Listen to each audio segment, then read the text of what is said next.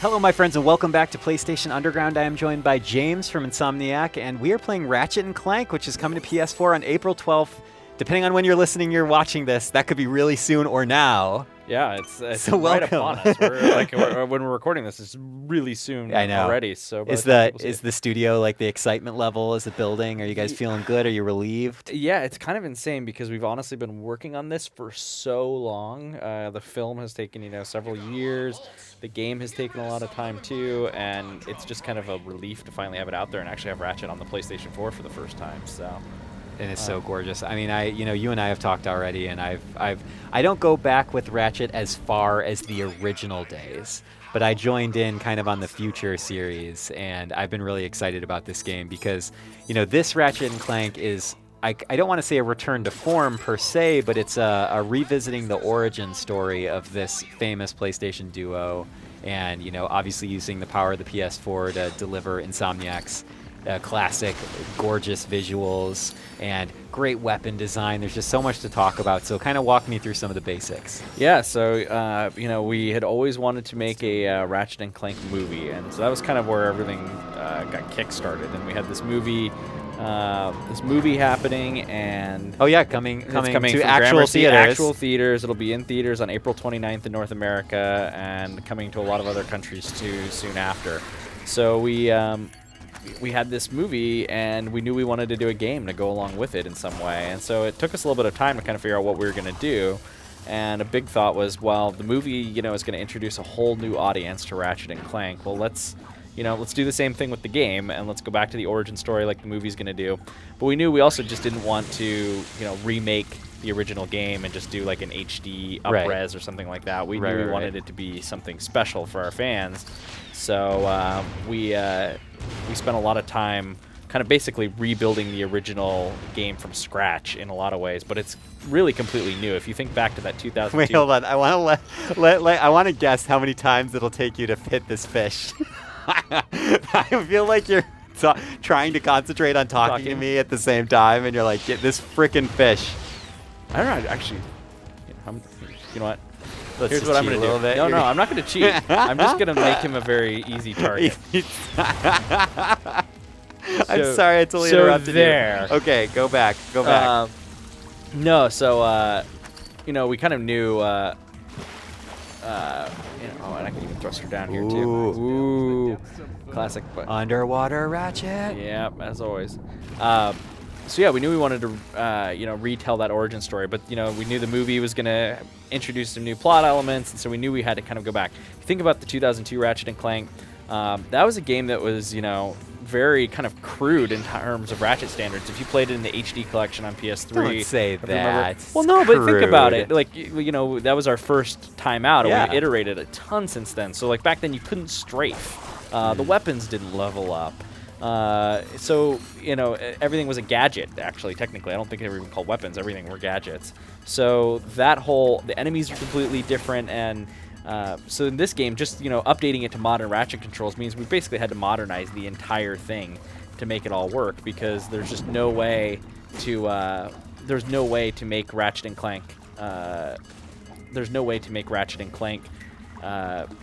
feel like there's no way to make that game. Let's just remake that game and make it feel like modern Ratchet and Clank. Essentially, so you really needed to start from scratch. Right, those enemies, need to behave. If Ratchet can strafe and like shoot normally, the enemies are all have to be completely different, and all the setups have to be reworked. Like all of that has to be redone. And so then the movie features weapons from across the series, so we knew the weapon arsenal was gonna, do that, but basically be completely different from the weapon arsenal in the first game. And so we spent a lot of time kind of figuring out what those elements would be, and basically rebuilding everything from scratch. We didn't like import the old game or anything like that. We rebuilt all the levels and assets, and there's some brand new planets, there's brand new weapons and enemies, there's cutscenes from the there's 60 minutes of new cutscenes, plus there's about 20 minutes of the film footage is in the game as well, so you'll see little bits of the film to tell some key story moments. And really as a whole, it just feels like, if you're a fan of the series, this will feel really familiar in places. You'll go to planets and locations you remember and have some story elements you remember, but at the same time, it's also going to feel really fresh and new, and that was one of the big keys for us. And I feel like the classic question with you guys, which I'm sure you've answered maybe 5 billion times, is about weapons. It's about like, oh, what are the cool Insomniac style weapons in this game? I see some familiar ones, but there's also I think you guys are going to be adding a couple new items here and there For as well, sure. right? So if let's see, I did buy it, didn't I? Oh, maybe I didn't buy it. Maybe I just bought Mr. Zircon. So we have one that if we get enough bolts, maybe I can buy it before we get done here, and that's called the Pixelator, and that's a brand new weapon for this game.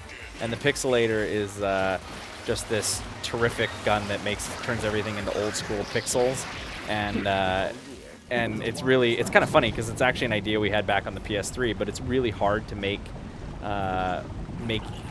beautiful assets look bad. Exactly. It takes a lot of processing power to turn them into little boxes and voxels essentially. So we spent a lot of time working on that, but it turned out really well, and they explode in this like shower of pixels, and it's just really fun. And there's all these like old school video game effects with it, and it's just something we were really, that we think is really fun, and definitely is like a classic. Man, that's embarrassing. Oh no!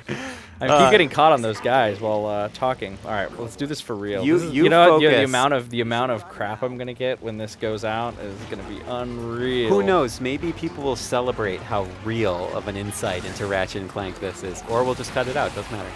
Oh, well, it could be good too. Hopefully, I didn't say anything too good where you have to leave it in. No, it's okay. I'm known for sometimes dying in demos. That's okay. Well, let me tell you a little bit about one of my Ratchet and Clank experiences, which is flipping the heck out at Ratchet and Clank: A Crack in Time, which I just thought was one of it has such an amazing final moments. Just the series of, the story and the action and the final boss battles. I mean, all of it is so good, and I really enjoy it. And also, I'm just going to keep my fingers crossed for. I think you got it this time. Yeah, I think so too. That was really tight, man. Yeah, it's a tight. It's not super easy all the time. I think you got it. Oof, that was close. I think it said 6 to 7%. Yeah, it's pretty much down to Ratchet was about to run out of breath. Yeah, see, even Ratchet thought it was close.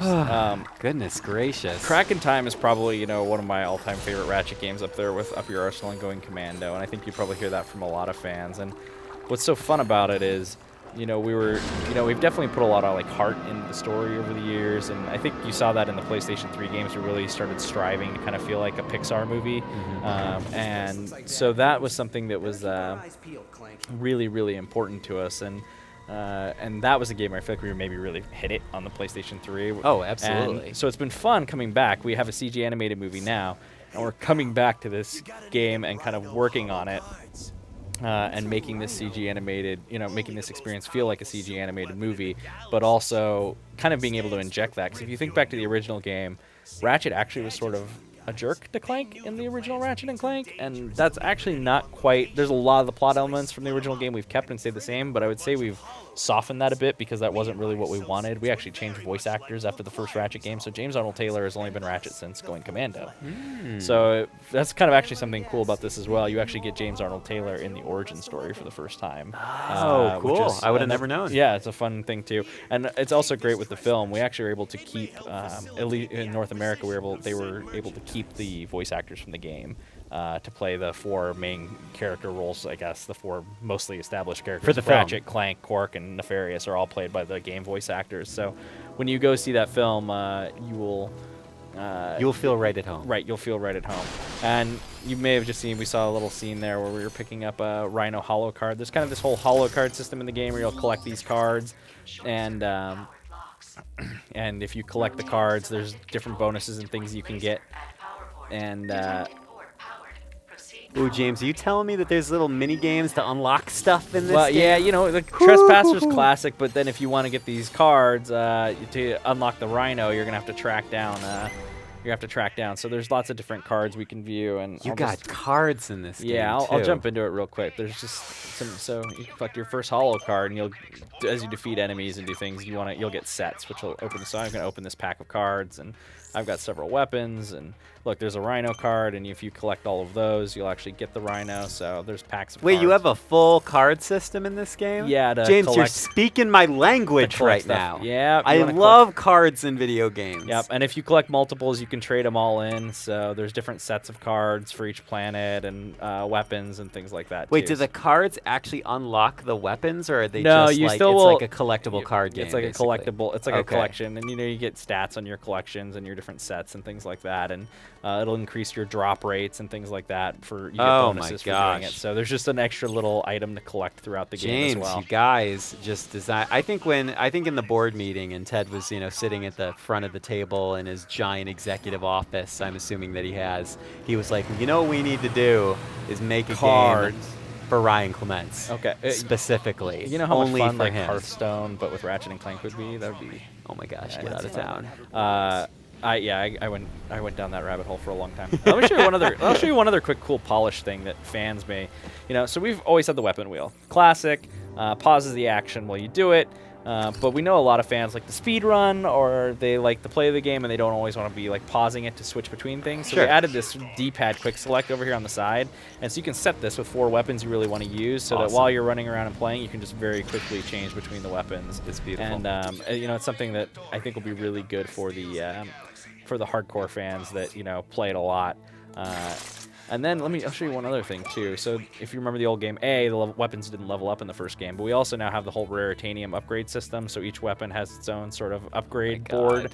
and so you can come in here and make your Zircons fire faster and make them, come with more shots and get more Raritanium and collect more bolts when you use it. So you'll want to find Raritanium and go through, and as you can see, like some will make holo cards show up more.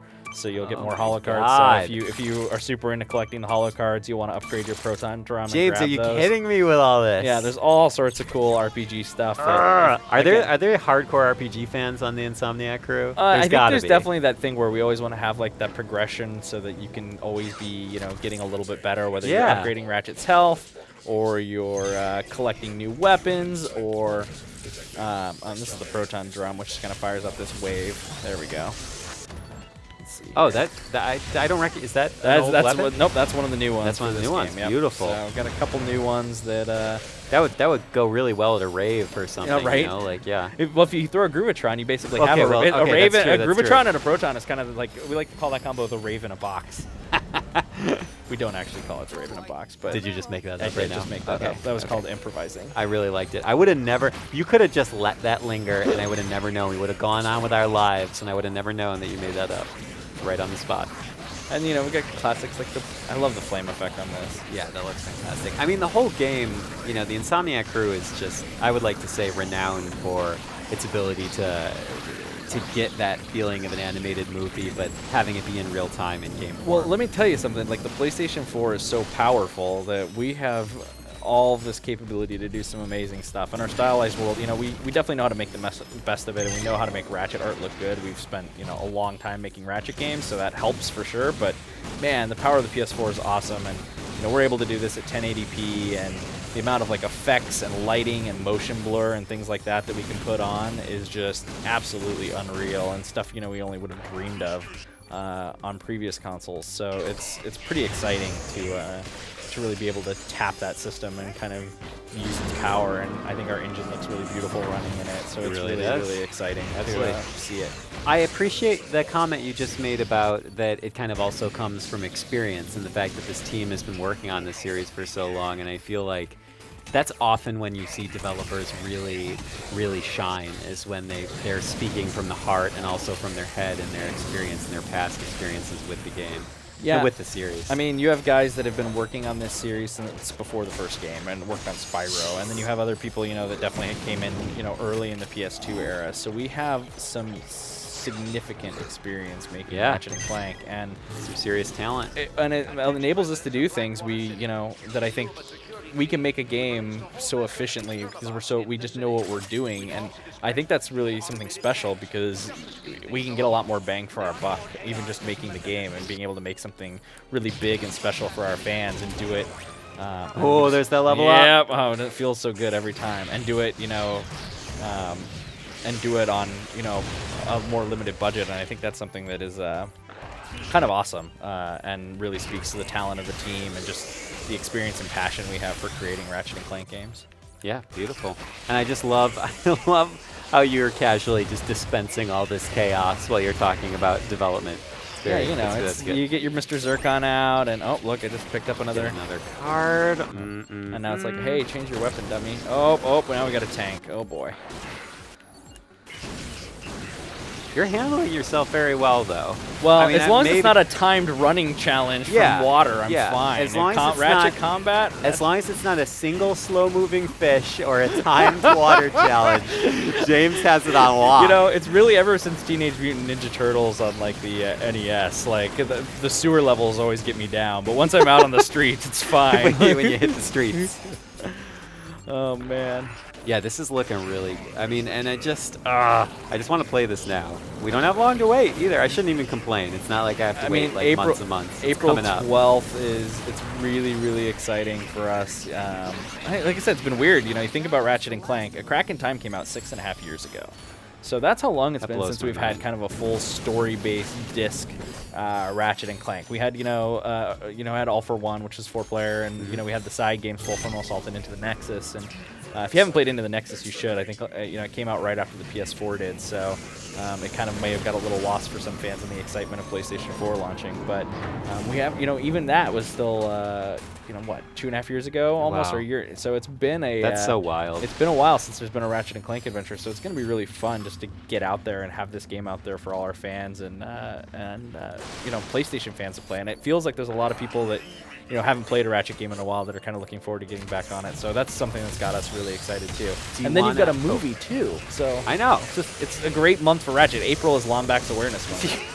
Do you want to jump into another planet and just show it right before we end? So they already cleared this planet out before we played, so we're not going to get to show a ton of it here. But we'll check out the view. This can kind of be the nice final view that we take before we end our episode. I'll talk about this real quick though. This is kind of cool because the movie and the game definitely were sort of made simultaneously, and so a lot of things are combined or work together. So for instance, Drek's homeworld in the original game was this poison planet, and then there was also the robot factory world, Quartu, which is where Clank was made, and we combined those. So you actually will see it's this beautiful thing where you'll see the robot factory, and but it's the same polluted planet you see in the movie, and we brought all that art into the game. This is the Hall of Heroes, this building behind Ratchet here, and this area was an area that was created for the game release or for the movie, and was and is an important location because that's where the Galactic Rangers are based out of. So that was a location that never existed in the Ratchet and Clank universe, and we replicated what they built for the movie and the game. And it's actually kind of interesting because if you saw, there's definitely a lot of Asian influence in that building, and that's actually the first thing in the Ratchet and Clank universe that is really inspired by Asian architecture. Most of it is kind of that 50s, 60s sci-fi. So it's kind of actually a fairly unique building in the Ratchet and Clank universe, and I think that's pretty cool because there's definitely stuff where the movie took the game models and up-res them and used our game models, and then we also took a lot of stuff that they created and concepts that they created for the movie and built it back in the game, or got assets for them to put in the game. So there's assets traded back and forth from the game to the movie as well. That's a really cool collaborative process. Yeah, it was really fun, and a weird thing. I don't think anyone's really pulled it off. And I hope most of all, there's been a lot of video game movies over the years that people didn't love, and we'll see what people think of the movie when it comes out. But if there's one thing I'm really confident about, is that if you're a fan of Ratchet and Clank, you're going to love the film because it just is really, really true to the universe and the characters. And so if nothing else, I think the movie that we made is something that the fans of the series are really going to love and feels true to the game and the characters that they know. Well, you know what else I love? That Ratchet and Clank is coming to PS4 on April 12th. We did it, James. Yeah, we did it. Thank you. Just right in time, sort of. Right. Thank you so much for being here. Yeah, thanks for having us. Ratchet and Clank PS4, April 12th. Movie, April 29th. In theaters. Lombax Awareness Month. Yep. Thank you so much for joining us on PlayStation Underground. We will see you next time. All right, later.